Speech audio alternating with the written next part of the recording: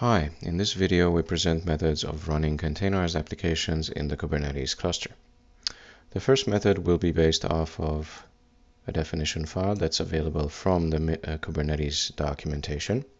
So we select the definition and we create a blank nginx.yaml definition file on our workstation. We paste the content, we update the container image to a more recent image version, exit, save, and we will use the kubectl apply command to run this pod. So the nginx pod has been created, and we can validate this with the kubectl get pods command, or with the kubectl get pods with a wide output format. Okay, so the pod is ready and running. Now another method would be to use the imperative method of running pods in a cluster. That would be the kubectl run command. The first argument is run is the name of the pod, and then the second is the option, the image, which is nginx, the latest nginx image in this case. So the first run pod has been created as well. So let's validate with the kubectl get pods to list the pods of my cluster. So I have 2 pods in the default namespace. Then the third method would be to use a mix of the imperative method and a YAML definition file. So the definition file will be created with the help of the imperative command. So for that we will be using the following command. So this command, I want to reuse part of the definition of the first run pod to generate the second run.yaml. And this is done with the help of the dry run option, which will generate in a YAML formatted output a definition manifest for a new pod. And this will be stored in the second run.yaml file. Now I just noticed that there are some errors, some typos that may need to be corrected first. So let's use vim to edit the file, second run.yaml. Now the first thing that I need to update is the name of the new pod.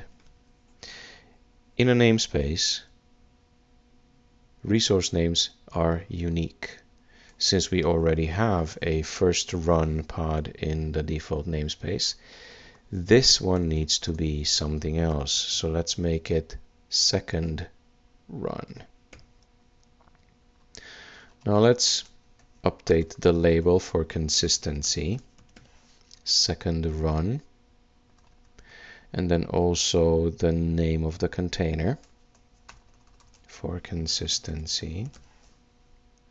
I am completely missing this typo, so I'll just skip it, and I want to correct the container port. Since nginx is a web server, it should be exposing port 80. Let's try to create this pod. So save and exit, and we will use the same kubectl apply command as earlier.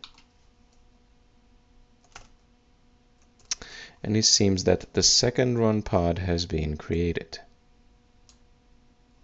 But I have a feeling that something is wrong. Okay. So I can use the same kubectl get pods command to list my pods in the cluster, and it seems that something is indeed wrong with the status of the second run pod.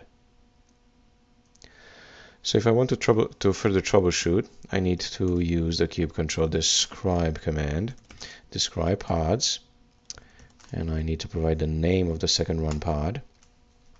And for troubleshooting purposes, I want to focus on the events section at the bottom of this output.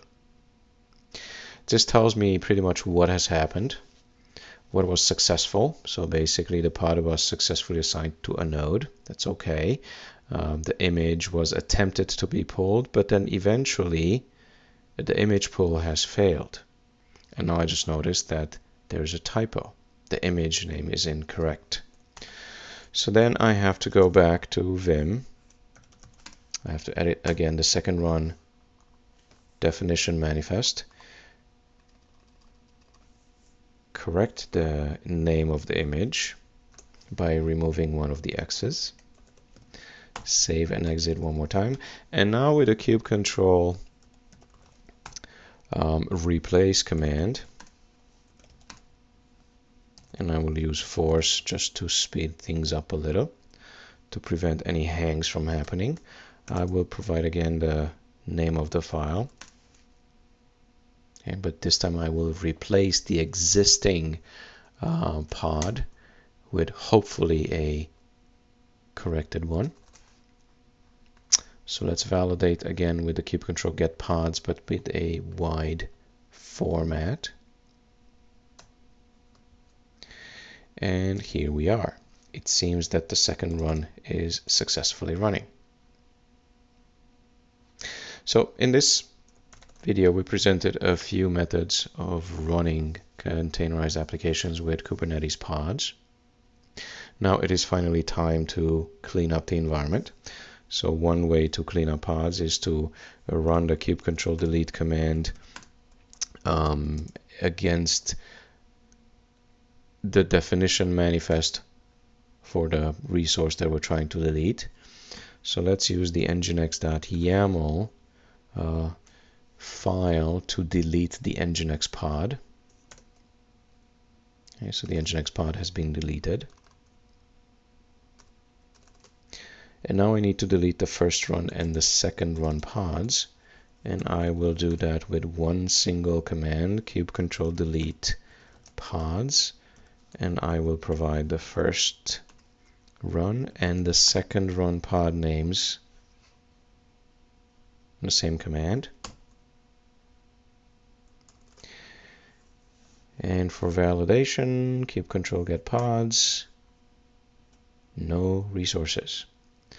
So in this video, we wanted to explore how to create pods in a Kubernetes cluster and how to terminate them and delete them when they are no longer needed. Thank you very much for watching. I hope you'll join me in the next video.